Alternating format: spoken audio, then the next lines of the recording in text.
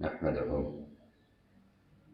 ونصلي ونسلم على سيدنا ومولانا محمد النبي الكريم الأمين المكين الحنين الرؤوف الرحيم. أما بعد فأعوذ بالله من الشيطان الرجيم. بسم الله الرحمن الرحيم. قال الله تبارك وتعالى في كلامه المجيد: يا أيها الذين آمنوا اتقوا الله وكونوا مع الصادقين. صدق الله مولانا العظيم. إن الله وملائكته يصلون على النبي يا أيها الذين آمنوا صلوا عليه وسلموا تسليما. اللهم صل على سيدنا ومولانا محمد وعلى آله وصحبه وبارك وسلم. صلاة وسلام عليك يا سيدي يا رسول الله وعلى آلك وأصحابك يا سيدي يا حبيب الله. الصلاة والسلام عليك يا سيدي يا رحمة للعالمين وعلى آلك وأصحابك يا سيدي يا شفيع المذنبين يا خاتم النبيين. اللہ رب العزت کے فضل و کرم اور کریم آقا صلی اللہ علیہ وآلہ وسلم کے نانہ مبارکہ کے تصدق سے بحمدہ تعالی جمعۃ المبارک اس عظیم بابرکت دن اللہ رب العزت کے حضور آج ہم اس کے گھر میں اس کے حضور سجدہ ریز ہونے کے لیے موجود ہیں۔ رجب المرجب کا انتہائی بابرکت مہینہ جاری و ساری ہے، اور یہ مہینہ اپنے اختتام کی طرف جہاں گامزن ہے اس طرف یہ پیغام لا رہا ہے کہ ہمارے اور رمضان المبارک کے درمیان صرف ایک ماہ کا فاصلہ رہ گیا ہے۔ تو رمضان المبارک کا بھی بابرکت اور خوبصورت مہینہ، وہ بھی اس کی آمد بھی قریب ہے۔ جیسا کہ میں نے عرض کیا تھا کہ یہ ماہ مبارک اس کو بڑی نسبتیں حاصل ہیں، جہاں حضور خواجہ معین الدین چشتی اجمیری رضی اللہ تعالی عنہ کی نسبت اس مہینہ کو حاصل ہے۔ اس ماہ مبارکہ کو سیدنا امام محمد باقر علیہ السلام کی نسبت حاصل ہے۔ امام تقی جواد کی نسبت اس کو حاصل ہے۔ حضور مولا کائنات مولا علی کرم اللہ وجہہ الکریم کی ولادت مبارکہ کی نسبت اس کو حاصل ہے، جس کے متعلق ہم نے گزشتہ نشست میں گفتگو کی۔ اور آقا علیہ الصلوۃ والسلام کی معراج مبارکہ کی نسبت بھی اس مبارک کو حاصل ہے۔ وہیں ہم اس مہینہ کو ایک اور بڑی خاص نسبت حاصل ہے، اور وہ عامت الناس میں اہل سنت والجماعت میں ایک معمول ہے جو کئی صدیوں سے جاری ہے۔ وہ ہے سیدنا امام جعفر صادق علیہ السلام کی نیاز پکانا۔ 22 رجب المرجب کو آپ کی نسبت سے ایک نیاز پکائی جاتی ہے، اور بیسیکلی اس کا مقصد لوگوں میں کھانا تقسیم کرنا ہوتا ہے، لوگوں کو کھانا کھلانا ہوتا ہے۔ تو یاد رکھ لیجئے کہ ایسا عمل جس کے اپنے اندر اٹ سیلف کوئی ناجائز بات شامل نہ ہو، بلکہ شریعت میں اس کے کرنے کے شواہد ملتے ہو اور اس کا حکم موجود ہو، تو اس کام کو عنوان کوئی بھی دے دیا جائے، اس کام کو نام کوئی بھی دے دیا جائے، وہ کام جائز ہوتا ہے۔ یعنی اب آقا علیہ الصلوۃ والسلام کی خدمت میں یہ عرض کیا گیا کہ یا رسول اللہ صلی اللہ علیہ وآلہ وسلم ای الاسلام خیر، کون سا اسلام بہتر ہے؟ تو آقا علیہ السلام نے ارشاد فرمایا تطعم الطعام وتقرأ السلام، دوسروں کو کھانا کھلانا اور سلام کرنا، اور اس کے علاوہ متعدد مقامات پر دوسروں پر خرچ کرنے، کھانا کھلانے کی اہمیت کے حوالے سے احادیث روایات وارد ہوئی ہیں، موجود ہیں۔ تو گویا یہ ایک طرف تو شریعت کی طرف سے حکم ہمیں مل گیا کہ دوسروں کو کھانا کھلانے کا عمل بہت بہتر عمل ہے۔ اب ہم اس کو امام جعفر صادق علیہ السلام کے ایصال ثواب کے لیے کریں، اس عنوان اور نام کے ساتھ لوگوں کو کھانا کھلائیں، نیاز پکائیں، خاص قسم کا کھانا بنا لیں، تو اس میں کوئی حرج اور ناجائز بات نہیں ہے، اور یہ ایک احسن عمل ہے۔ آقا علیہ السلام کی حدیث مبارکہ کی روشنی میں جو حضور کا حکم ہے، اس حکم کی تعمیل بھی ہے، اور آقا علیہ السلام کے ہی خاندان مبارک کی خوبصورت نسبت بھی اس کو حاصل ہے۔ تو اس کا یہ جو معاملہ ہے نا، نیاز کا معاملہ، اس کا راز ہم گفتگو کے آخر میں کھولیں گے۔ اس کا راز جو ہے نا، یہ جو ہم پکاتے ہیں، اس کا راز ہم گفتگو کے آخر میں کھولیں گے۔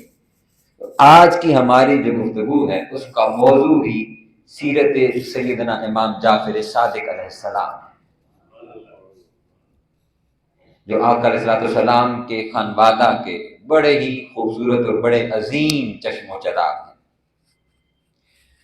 میں نے سورہ التوبہ کی آیت نمبر 119 آپ کے سامنے تلاوت کی۔ اللہ رب العزت نے ارشاد فرمایا، یا ایھا الذین آمنو، اے ایمان والو، اتقوا اللہ، اللہ کا تقوی اختیار کرو، اور آگے ارشاد فرمایا وَکُونُوا مَعَ الصَّادِقِینَ، اور سچوں کے ساتھ ہو جاؤ، ان کی صحبت اختیار کر لو، ان کی معیت اختیار کر لو، ان کی سنگت، ان کی رفاقت اختیار کر لو۔ تو پہلی بات تو یہ اللہ رب العزت نے حکم ہی صرف اہل ایمان کو دیا ہے، یا ایھا الناس نہیں فرمایا، کہ ساری انسانیت کے لیے یہ حکم نہیں ہے، یہ حکم خاص ہے یا ایھا الذین آمنوا کے تحت صرف اہل ایمان کے لیے، کہ اے اہل ایمان، یہ تمہارے لیے حکم ہے کہ تم لوگ اتقوا اللہ، جب اللہ پر ایمان لاتے ہو تو ایمان کا تقاضا یہ ہے کہ اللہ کا تقوی بھی اختیار کر لو۔ اور اللہ کا تقوی کہاں سے اختیار کرنا ہے، کیسے اختیار کرنا ہے، اس کے لیے فرمایا وَکُونُوا مَعَ الصَّادِقِینَ، سچوں کے ساتھ مل جاؤ، ان کی سنگت، ان کی صحبت میں بیٹھنا شروع کر دو، وہاں سے تمہیں اللہ کے تقوی اختیار کرنے کا سبق حاصل ہو جائے۔ اب یہ حکم کیوں ارشاد فرمایا کہ کونوا مع الصادقین، سچوں کے ساتھ ہو جاؤ؟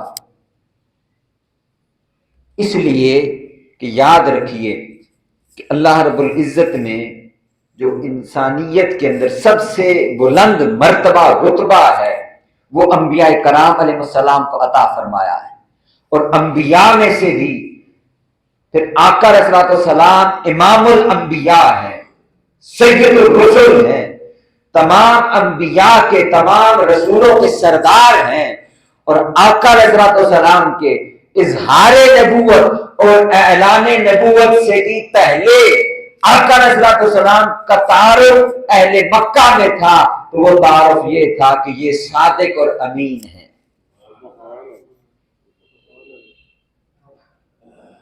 اور یہ تو ایک معاملہ ہے کہ آقا علیہ السلام نے اپنی حیات مبارکہ میں سچ کو اس قدر اپنایا اور اس کا اس قدر پرچار کیا، اور اپنے عمل سے اس قدر اس کا اظہار کیا کہ آپ لوگوں میں معروف ہو گئے کہ یار یہ کس قدر سچے ہیں۔ پھر وہ ہستی جو آپ کے ساتھ جنہوں نے سب سے پہلے حضور کی تصدیق کی، حضرت سیدنا صدیق اکبر رضی اللہ تعالیٰ عنہ، سیدنا ابو بکر صدیق رضی اللہ تعالی عنہ، جنہوں نے آقا علیہ الصلوۃ والسلام کی بغیر توقف کے تصدیق کی، تو وہ بھی سچے اور صدیق کہلائے۔ تو یہ بیسیکلی صدق کا فیض ہے۔ ایمان نام ہی اسی بات کا ہے کہ سچا اسی کو کہا جاتا ہے، جس کی مفسرین نے تفسیر لکھی ہے کہ کونوا مع الصادقین کا معنی یہ ہے کہ وہ اہل ایمان کہ جو اللہ رب العزت کی اور آقا علیہ الصلوۃ والسلام کی تصدیق کرنے میں جن کو بلند مقام اور مرتبہ حاصل ہوتا ہے۔ اور پھر یہ صوفیاء میں، اولیاء میں ایک بڑا رتبہ ہے صدیق کا۔ یہ انبیاء کے بعد اولیاء میں مقام ولایت میں سے جو سب سے بلند رتبہ ہے وہ مرتبہ صدیق ہے۔ تو فرمایا کہ تم سچوں کے ساتھ ہو جاؤ، ان کے ساتھ ان کی میت، ان کی سنگت حاصل کر لو۔ سیدنا امام جعفر صادق علیہ السلام، آپ کا اصل نام تو جعفر ہے، صادق آپ کا لقب ہے۔ تو آپ کا لقب جو صادق ہے اس کی کئی وجوہات میں سے چند آپ کی خدمت میں عرض کرتا۔ اس میں سے ایک وجہ تو یہ ہے کہ جس کو آپ نے خود فرمایا کہ آپ کو آپ کی جو والدہ ہے حضرت ام فروہ رضی اللہ تعالی عنہا، وہ سیدنا صدیق اکبر رضی اللہ تعالی عنہ کی پڑپوتی ہے۔ حضرت ابوبکر صدیق رضی اللہ تعالی عنہ کی پڑپوتی وہ کون؟ سیدنا امام جعفر صادق علیہ السلام کی والدہ حضرت ام فروہ، یہ ایک نسبت ہے۔ اور پھر جو آپ کی نانی ہیں وہ بھی سیدنا صدیق اکبر رضی اللہ تعالی عنہ کی ہی پوتی ہیں۔ تو اس وجہ سے سیدنا امام جعفر صادق علیہ السلام فرمایا کرتے تھے کہ میں حضرت ابوبکر صدیق رضی اللہ تعالیٰ عنہ سے نسبت کی وجہ سے میری ان کے خاندان میں 2 مرتبہ ولادت ہوئی ہے۔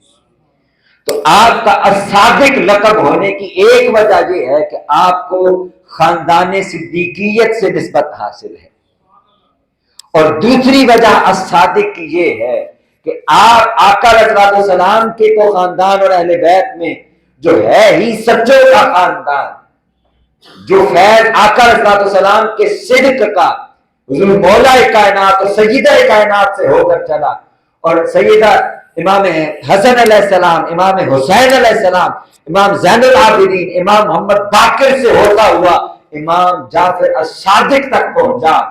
تو یہ صدق کا فیض وہاں سے اس راستے سے بھی پہنچ رہا تھا۔ پھر آپ کے بارے میں جو علم حدیث میں محدثین ہیں انہوں نے کہا کہ ان کے بارے میں کوئی جرح کرنے کی، کوئی تحقیق کرنے کی ضرورت نہیں ہے، اس لیے کہ یہ سب سے زیادہ ثقہ اور سچے ہیں اور ان کی کوئی مثال نہیں ملتی۔ اور یہ محدثین کا طریقہ کار ہے کہ جو حدیث روایت کرتے ہیں تو حدیث روایت کرنے کے لیے وہ سند کو پرکھتے ہیں۔ سند کہتے ہیں کہ وہ لوگ جو اس حدیث کو روایت کرتے ہیں۔ تو سیدنا امام جعفر الصادق علیہ السلام کے بارے میں علامہ ذہبی نے اور دیگر محدثین نے اس کو نقل کیا کہ ان کے بارے میں کہا جاتا تھا کہ یہ اس قدر ثقہ ہے کہ ان کے بارے میں ہمیں تحقیق کرنے کی ضرورت نہیں ہے۔ اور خود سیدنا امام جعفر صادق فرمایا کرتے تھے کہ لوگوں مجھ سے حدیث سن لو اور مجھ سے سوال کر لیا کرو حدیث سے متعلق، کیونکہ اس سے پہلے کہ تم میں نہ رہوں اور میرے بعد تمہیں حدیث نقل کرنے والا مجھ جیسا دوسرا نہیں ملے گا۔ تو سیدنا امام جعفر صادق علیہ السلام آپ کی ولادت مبارکہ وہ سن 80 ہجری میں مدینہ منورہ میں ہوئی، اور آپ امام محمد باقر علیہ السلام کے شہزادے، بڑے شہزادے، اور آپ کا سلسلہ نسب اس حساب سے پھر یوں بنتا ہے کہ سیدنا امام جعفر بن امام محمد الباقر بن امام علی زین العابدین بن امام حسین علیہ السلام بن امام علی علیہ السلام اور آگے پھر آقا علیہ السلام. تو آقا علیہ السلام کی اولاد امجاد میں سے یہ آپ کا سلسلہ نسب ہے. اور آپ کا ایک مقام اور مرتبہ یہ بھی ہے کہ جیسا کہ میں نے عرض کیا کہ اس طرف سے اگر آپ کی والدہ کی طرف سے دیکھیں تو آپ سیدنا صدیق آپ کی والدہ حضرت ام فروہ اور ان کی والدہ حضرت اسما اور پھر وہ بیٹی ہیں امام حضرت محمد کی اور وہ بیٹے ہیں سیدنا صدیق اکبر رضی اللہ تعالی عنہ کے. تو یہ آپ کا والدہ کی طرف سے سلسلہ نسب ہے. اور ایک آپ کا شجرہ طریقت بھی ہے. شجرہ طریقت کیا ہے کہ یہ جو ہمارا سلسلہ قادریہ ہے جس کو ہم سلسلہ قادریہ کہتے ہیں، سلسلہ قادریہ بھی جب آقا علیہ السلام کے خانوادے میں داخل ہوتا ہے تو وہ بھی فیض امام جعفر صادق علیہ السلام سے ہی حاصل کرتا ہے. سیدنا غوث اعظم رضی اللہ تعالی عنہ ان کے شیخ ابو سعید المبارک مکرمی، پھر ان کے شیخ ہیں ابو الحسن، پھر ان کے شیخ ابو الفرحہ، پھر ابو الفضل، پھر ان کے شیخ عبد العزیز، پھر ان کے شیخ ابو بکر شبلی. اب یہ دیکھیے کہ آپ کس پائے کے اولیاء کرام ہیں. شیخ ابو بکر شبلی سلطان الاولیاء میں سے ہیں.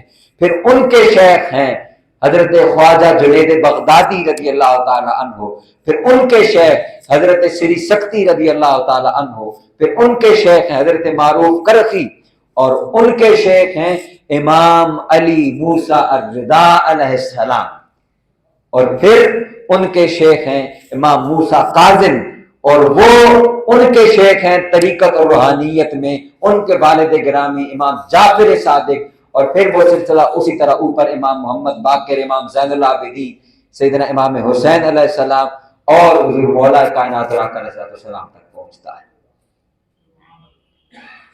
امام جعفر صادق علیہ السلام ہماری تاریخ میں بہت بلند پایا شخصیت اور ہستی ہے، بہت بلند پایا. علمی آپ کا بہت بلند مقام ہے. آپ کا علمی مقام یہ ہے کہ آپ تصور کیجئے کہ فقہ کے امام مالک اور امام ابو حنیفہ رضی اللہ تعالی عنہما، یہ دونوں فقہ کے امام ہیں اور دونوں شاگرد ہیں امام جعفر صادق علیہ السلام. ادھر حضرت سفیان ثوری اور سفیان بن عیینہ حدیث کے بہت بڑے محدث اور امام ہوئے ہیں جن کے بغیر سلسلہ حدیث آگے نہیں چلتا. وہ دونوں بھی شاگرد ہیں امام جعفر صادق علیہ السلام کے. یعنی پوری فیلڈ ہی الگ ہے، یہ فقہ کی فیلڈ ہے، وہ حدیث کی فیلڈ ہے. پھر آگے چلیے، پھر آپ کو کیمسٹری کے بانی نظر آتے ہیں جابر بن حیان، تو وہ بھی شاگرد ہیں امام جعفر صادق علیہ السلام کے. انہوں نے بھی امام جعفر صادق کی شاگردی حاصل کی ہے. اور پھر علم تصوف میں بات کریں تو حضرت داؤد طائی بھی آپ ہی کی شاگردگی میں نظر آتے ہیں. تو چاہے تصوف کا علم ہو، حدیث کا علم ہو، فقہ کا علم ہو، کیمسٹری کا علم ہو، آپ کو باب مدینۃ العلم کی اولاد ہونے کی حیثیت سے سارا خیر اپنے خانوادے سے اور حضرت امام محمد باقر سے اور اوپر حضور مولا کائنات کی بارگاہ سے نصیب ہوا ہے. جس کو سیدنا امام اعظم ابو حنیفہ رضی اللہ تعالی عنہ خود فرماتے ہیں اور نقل کرتے ہیں. آپ فرماتے ہیں جب ان سے پوچھا گیا کہ آپ امام جعفر صادق علیہ السلام کے بارے میں کیا کہتے ہیں، تو کہتے ہیں ما رأیت افقہ من جعفر ابن محمد، میں نے فقہ کے اندر ان سے بڑا کوئی دوسرا فقیہ نہیں دیکھا ہے. یعنی اس قدر اللہ رب العزت نے ان کو فقاہت بھی عطا کی ہے. پھر حدیث کا علم تو میں نے پہلے عرض کر دیا کہ وہ خود فرمایا کرتے تھے کہ مجھ سے علم الحدیث سے متعلق سوال کیا کرو قبل اس سے کہ مجھے تم نہ پاؤ کہ میں دنیا سے رخصت ہو جاؤں، اور میرے بعد تمہیں میری طرح کوئی بھی حدیث سنانے والا نہیں ملے گا۔ یہ سیدنا امام جعفر صادق علیہ السلام آقا علیہ الصلوۃ والسلام کی علم کے وارثین میں سے ہیں، اور انہوں نے پھر جو خود علم اور فیض حاصل کیا ہے وہ اپنے خانوادے میں دو بڑی ہستیوں سے علم حاصل کیا، سیدنا امام جعفر صادق علیہ السلام، سیدنا امام زین العابدین اپنے دادا جان کی بارگاہ سے بھی علم کی خیرات حاصل کی، اور اپنے والد گرامی امام محمد، ان کا بھی لقب ہے الباقر، ان کو بھی باقر العلوم کہا جاتا ہے، یعنی علم کو کھولنے والا۔ یہ علم کی ساری خیرات اگر کائنات میں تقسیم ہوئی ہے تو جہاں حضور نے فرمایا تھا کہ انا مدینہ العلم وعلی بابھا، میں علم کا شہر ہوں، علی اس کا دروازہ ہے، تو اس کی جھلک دیکھنی ہو تو وہ سیدنا امام باقر میں نظر آتی ہے اور امام جعفر صادق میں نظر آتی ہے، کہ یہ دونوں محدثین تھے اور محدثین کے امام تھے۔ امام جعفر صادق کو امام الائمہ بھی کہا جاتا ہے کہ یہ بہت بڑے بڑے اماموں کے بھی امام ہیں۔ ادھر امام مالک رضی اللہ تعالیٰ عنہ فقہ کے امام اور فقہ مالکی کے بانی ہیں، ادھر امام اعظم ابو حنیفہ ہیں جو فقہ حنفیہ کے بانی ہیں، ادھر سفیان ثوری ہیں جو حدیث میں بہت بڑے محدث اور امام ہیں، ادھر سفیان بن عیینہ ہیں جو حدیث میں بہت بڑے امام ہیں، ادھر حضرت داؤد طائی ہیں جو تصوف میں امام ہیں، ادھر جابر بن حیان ہیں جن کو آج کی ماڈرن کیمسٹری کا بانی کہا جاتا ہے۔ تو ہر علم کا منبع وہ آقا علیہ السلام کا خانوادہ، حضور کا گھر، حضور کے شہزادے سیدنا امام جعفر صادق علیہ السلام۔ یہ دنیا کو خیرات ملی ان کی بارگاہ سے ہے، یہ خیرات دنیا میں تقسیم اسی بارگاہ سے ہوئی ہے۔ آقا علیہ السلام نے خود فرمایا تھا، حضور نے فرمایا کہ میرے علم کے 10 حصے ہیں، جس میں سے میں نے ایک حصہ ساری امت کو عطا کیا ہے اور 9 حصے علی اور مرتضیٰ کو عطا کیے۔ تو وہ 9 حصے علم کے جن کو ملے ہیں، وہی علم تو پھر آگے ٹرانسفر ہوا ہے کائنات کے اندر اور انسانیت کے اندر۔ تو یہیں سے لوگوں کو ماڈرن کیمسٹری بھی ملتی ہے، یہیں سے ریاضی بھی ملتی ہے، یہیں سے حدیث بھی ملتی ہے، یہیں سے فقہ بھی ملتی ہے اور یہیں سے تصوف بھی ملتا ہے۔ یہ علمی مقام و مرتبہ ہے امام جعفر صادق علیہ السلام کا۔ اور پھر آپ کی حیات مبارکہ کی طرف جب ہم نظر دوڑاتے ہیں تو جہاں ایک طرف آپ کا معمول تعلیم اور تعلم رہا ہے، تو امام مالک رضی اللہ تعالی عنہ سے جب آپ کے متعلق سوال کیا گیا کہ آپ نے جو زندگی ان کی خدمت میں گزاری تو ان کو کیسا پایا، آپ فرماتے ہیں کہ میں نے ان سے زیادہ صاحب تقویٰ کوئی دوسرا شخص نہیں دیکھا۔ آپ فرماتے ہیں میں جب بھی ان کی خدمت میں حاضر ہوا میں نے ان کو حالت نماز میں دیکھا، دن بھر روزہ سے رہتے تھے اور کبھی آقا علیہ السلام کی حدیث آگے بے وضو بیان نہیں کی، یعنی ہر وقت طہارت کی حالت میں رہتے جب آقا علیہ السلام کا کہ فرامین مبارک کو آگے بیان کیا کرتے تھے۔ تو یہ آپ کا علم اس راستے سے آگے امت کے اندر تقسیم ہوا ہے، سیدنا امام جعفر صادق علیہ السلام۔ پھر ابو جعفر منصور جو عباسی خلیفہ ہے، جس کے دور میں امام جعفر صادق علیہ السلام شہید ہوئے اور آپ کا وصال ہوا، اس کے دربار میں آپ موجود تھے۔ تو آپ سے 40 دقیق مسائل پر سوالات پوچھے گئے اور آپ فی البدیع ان کے جوابات ارشاد فرماتے ہیں۔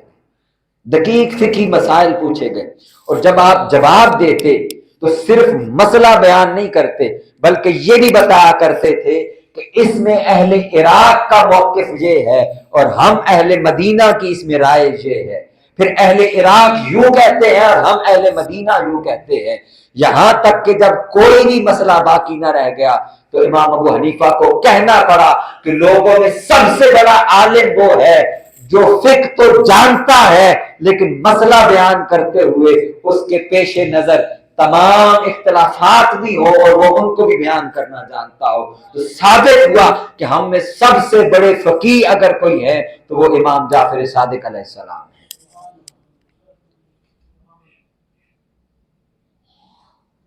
تو امام جعفر صادق علیہ السلام آپ کی حیات مبارکہ میں جو دوسری چیز پھر ہمیں نظر آتی ہے جو آقا علیہ الصلوۃ والسلام کے اس خانوادے کا خاصہ ہے، وہ ہے جس کو میں نے اکثر آپ کے سامنے عرض کیا، وہ ہے سخاوت۔ وہ کیا ہے؟ سخاوت۔ یہ لوگ صاحبان جود و سخا ہے، یہ وہ خاندان ہے جو دنیا کو عطا کرنے والا ہے، جس کی کبھی بھی نظر دنیا کے نان نفقہ پر نہیں رہی۔ آقا علیہ الصلوۃ والسلام کی ذات مبارکہ تو ہر رات حضور اس حال میں بستر پر جاتے کہ آپ کے پاس ایک بھی درہم و دینار باقی نہ ہوتا، ایک بھی۔ یہ آقا علیہ الصلوۃ والسلام کا معمول تھا کہ کبھی کوئی رات حضور نے ایسی نہیں گزاری کہ آقا علیہ الصلوۃ والسلام کی بارگاہ میں حضور کی خدمت میں کوئی ایک درہم دینار دنیا کا مال و زر اس میں سے کچھ بھی حضور کے گھر باقی ہو۔ اچھا ادھر آ جائیں، آقا علیہ الصلوۃ والسلام کا خانوادہ، حضور کا گھر، حضور کے اہل بیت، ان کو دیکھیں۔ حضور مولا کائنات مولا علی کرم اللہ وجہ کریم ہوں یا سیدہ کائنات سلام اللہ علیہا، ان کا بھی معمول یہی ہے کہ ان کے پاس بھی جو کچھ آتا ہے وہ خرچ کر دیتے، تقسیم فرما دیتے، اور کئی کئی روز فاقوں میں گزر جاتے۔ ان کی بھی راتیں اس حال میں گزرتی تھی کہ ان کے پاس بھی کبھی درہم و دینار باقی نہیں رہا، یہاں تک کہ سیدہ کائنات سلام اللہ علیہا نے اپنی چادر مبارک 11 مرتبہ شمعون یہودی کے پاس گروی رکھی، اس لیے کہ مدینہ کے اندر اگر کوئی مہمان آ جاتا، کوئی فقراء مساکین آ جاتے، آپ کے علم میں ہوتا تو آپ کے پاس اگر گھر میں کچھ نہ ہوتا کھانے کے لیے، اپنی چادر بھیجتی اور کہتی کہ شمعون کو میری چادر فاطمہ کی دے کر اس سے غلہ لے آؤ کہ میں مدینہ میں آنے والے ان مہمانوں اور مساکین کی خدمت کر سکوں۔ یہ ہے سیدہ کائنات سلام اللہ علیہ کا در دولت۔ ایک روز آقا علیہ الصلوۃ والسلام شدید یعنی کئی روز کا فاقہ تھا، کئی روز کا فاقہ تھا، تو آقا علیہ الصلوۃ والسلام سیدہ اپنے در دولت سے باہر تشریف لائے اور سیدہ کائنات سلام اللہ علیہ کے گھر تشریف لے گئے، اور حضور نے سیدہ کائنات سلام اللہ علیہ سے فرمایا کہ فاطمہ کہ تمہارے پاس کچھ کھانے کو ہے؟ میں کئی روز سے فاقہ ہے تو بھوک کی شدت اب بڑھ گئی ہے۔ تو سیدہ کائنات سلام اللہ علیہ نے عرض کی کہ بابا جان ہمارے گھر کا بھی یہی حال ہے کہ کئی روز سے یہاں پر فاقہ چل رہا ہے، میں نے بھی، علی المرتضیٰ نے بھی، اور آپ کے یہ جو دو ننھے شہزادے ہیں کئی روز سے انہوں نے گندم اور جو کا کوئی لقمہ نہیں کھایا۔ آقا علیہ الصلوۃ والسلام پلٹ کر واپس اپنے کاشان اقدس پر تشریف لے گئے۔ کچھ دیر گزری تو پڑوس میں کسی نے کھانا بنایا ہوا تھا، تو انہوں نے گوشت اور روٹی وہ سیدہ کائنات سلام اللہ علیہ کے جیسے پڑوسی کرتے ہیں کہ کچھ کھانا بنتا ہے تو وہ بھیج دیتے ہیں، تو سیدہ کائنات سلام اللہ علیہ کے گھر بھیج دیا۔ اب یہ دیکھیے سیدہ کائنات کہ وہ کھانا خود نہیں کھایا، اپنے دونوں شہزادوں کو بھیجا کہ جاؤ اپنے نانا جان کو بلا کر لاؤ۔ سب سے پہلے وہ کھانا آقا علیہ السلام کی خدمت میں پیش کیا،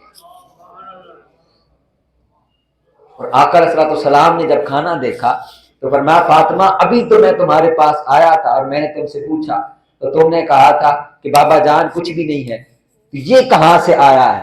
تو عرض کی یا رسول اللہ بابا جان ھذا من عند اللہ، یہ اللہ کی بارگاہ سے آیا ہے۔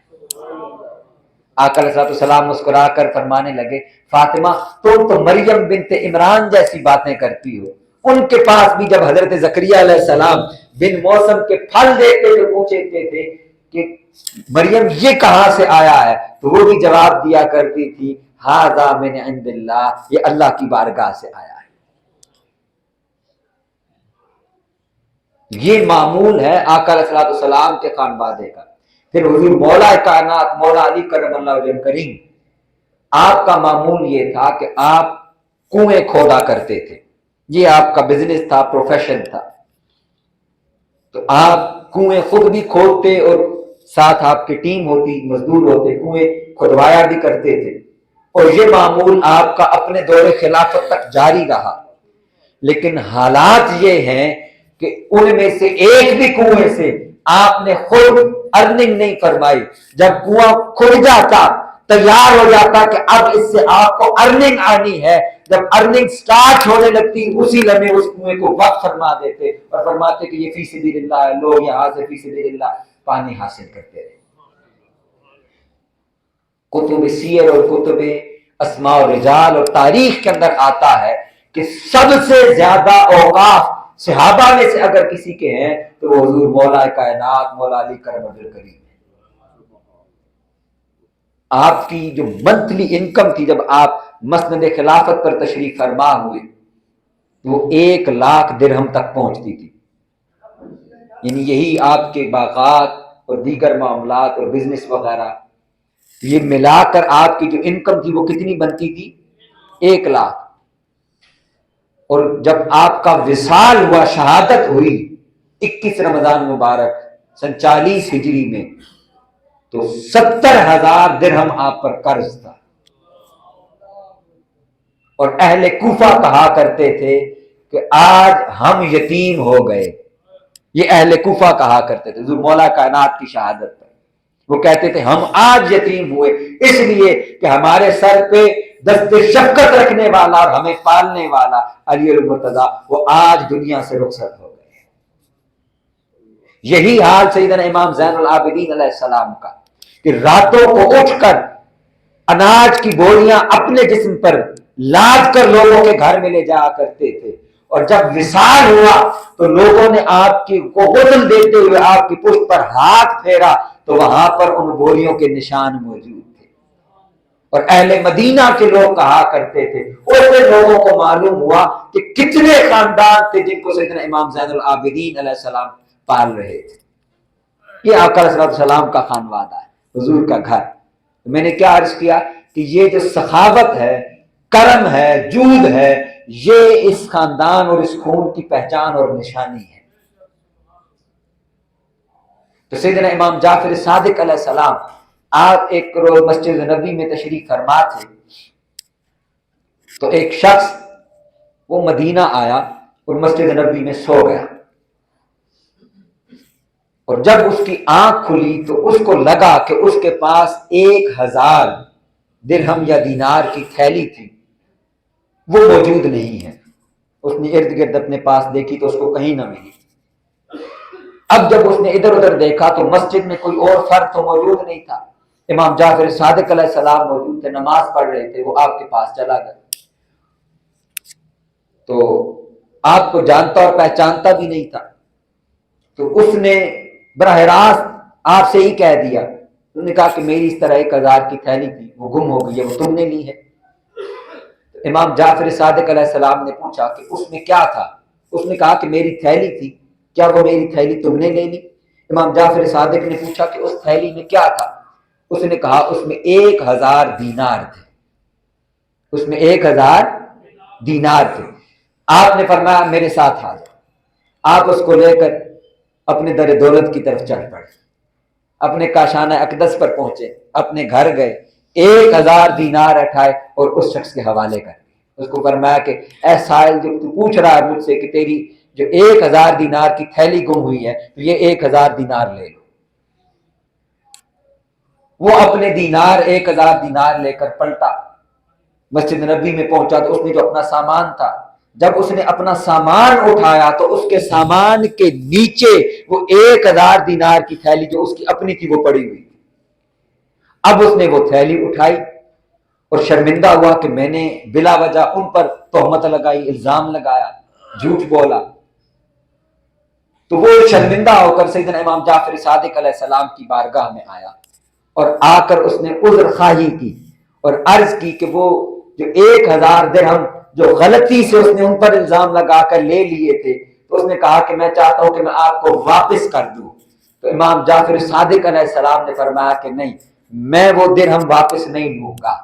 اب جملہ سنیے گا، یہ ہے آقا علیہ السلام کا خانوادہ مبارک اور خون مبارک، یہ ہے آقا علیہ السلام کے اہل بیت۔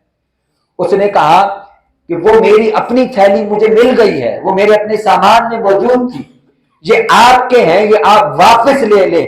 آپ نے فرمایا ہم وہ لوگ ہیں جب دے دیتے ہیں تو دیا ہوا واپس نہیں لیا کرتے،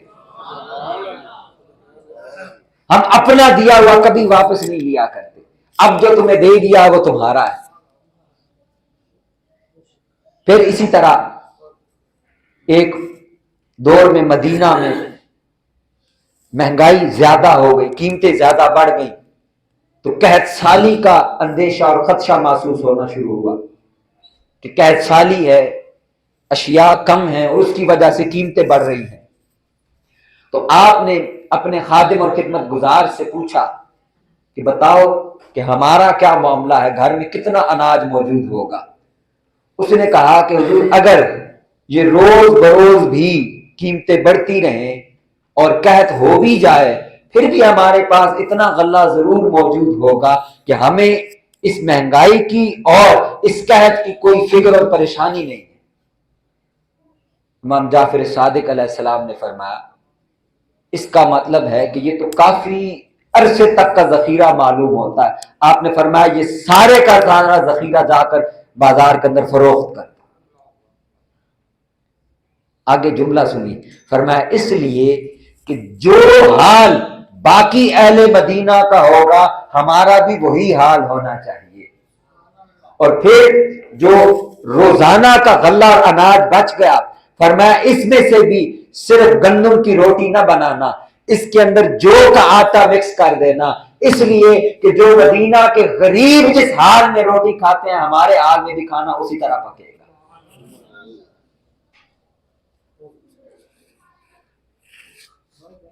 تو یہ آقا علیہ السلام کا خانوادہ مبارک ہے۔ پھر ایک بڑے بزرگ ہیں، وہ آپ کی خدمت کے اندر حاضر ہوئے اور آپ سے فتوت کے متعلق سوال کیا، تو آپ نے ان سے پوچھا کہ آپ کا حال کیا ہے؟ امام جعفر صادق علیہ السلام سے جنہوں نے سوال کیا تو امام نے ان سے پوچھا کہ بتائیے آپ کا حال کیا ہے؟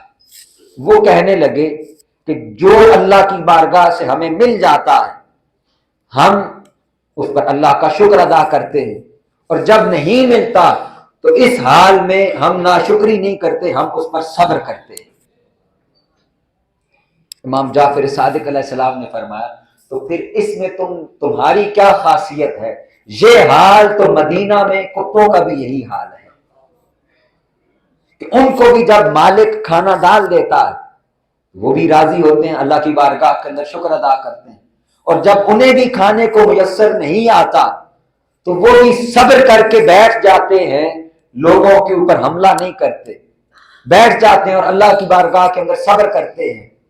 ان کی چیخ نکل گئی، عرض کی کہ امام پھر آپ کا حال کیا ہے؟ فرمایا ہمارا حال یہ ہے مل جائے تو بانٹ دیتے ہیں، نہ ملے تو اللہ کی بارگاہ میں شکر ادا کرتے ہیں۔ یہ آقا علیہ السلام کا جو خانوادہ ہے یہ ہر حال میں نے کہا کہ دوسرے لوگوں سے جدا لوگ ہیں۔ پھر اسی طرح ایک روز بیلچہ اٹھایا، ایک باغ کے اندر گئے، خود آپ نے اپنے ہاتھوں سے محنت اور مزدوری شروع کی۔ کسی نے آپ کے ارادت مندوں میں سے، شاگردوں میں سے انہوں نے دیکھ لیا، وہ آپ کے پاس آئے تو انہوں نے جب دیکھا کہ پورا جسم مبارک پسینے سے شرابور ہے، اس نے عرض کی کہ آپ یہ خدمت مجھے دے دیں کہ میں یہ خدمت انجام دے دوں۔ آپ نے فرمایا نہیں، اس لیے کہ آقا علیہ السلام نے فرمایا ہے کہ القاسب حبیب اللہ، اپنے ہاتھ سے کمانے والا وہ اللہ کا دوست ہوا کرتا ہے۔ تو میں اللہ کی اس دوستی کو کیسے چھوڑ دوں، کیسے ترک کر دوں۔ سیدنا امام جعفر صادق علیہ السلام انہوں نے پھر ایک نصیحت فرمائی اور اپنے شہزادے امام موسیٰ کاظم علیہ السلام کو آپ نے جب وصیت فرمائی تو آپ نے فرمایا کہ 5 لوگوں کی مجلس سے خود کو دور رکھنا، ان کے پاس نہ بیٹھنا، ان لوگوں سے دور رہا کرنا۔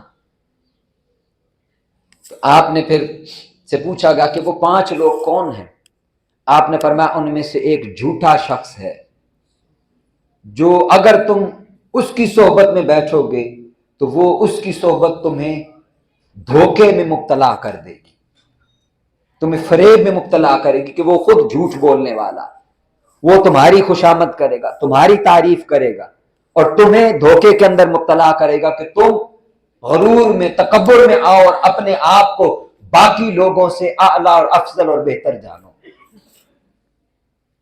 فرمایا دوسرا بے وقوف شخص جس کے پاس عقل نہیں ہے۔ آپ تصور کیجئے، یہ میں باتیں اس لیے عرض کر رہا ہوں کہ اس میں ہمارے لیے کتنی نصیحت چھپی ہوئی،